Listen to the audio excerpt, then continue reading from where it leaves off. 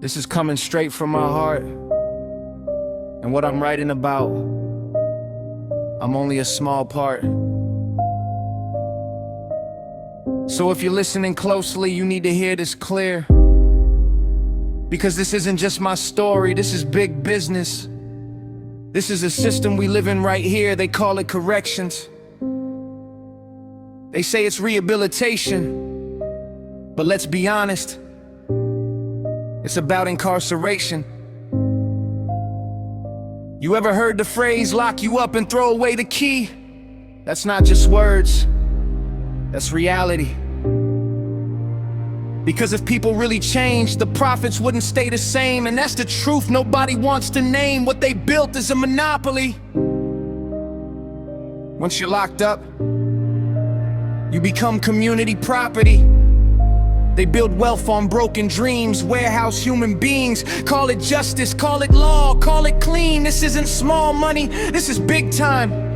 Legal crime committed in plain sight. I've never seen anything like it. They herd us like cattle and call it the law. And I swear to God, I wish I was exaggerating. Stay with me. Let me go deeper. We don't stay incarcerated for free.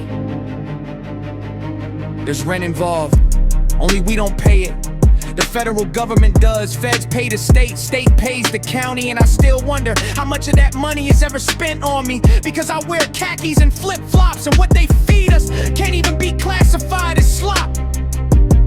I'm not trying to sound hostile, I'm just trying to make it better for the unborn child. What they don't tell you is the system isn't a lesson, it's an escalator and a revolving door. They focus on how the criminal acts, but what they really want is to keep you down and keep you coming back.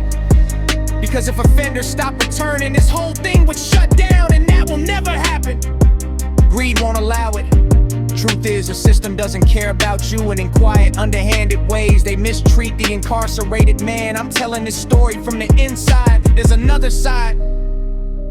Because I used this time to rebuild myself. I turned isolation into inner wealth.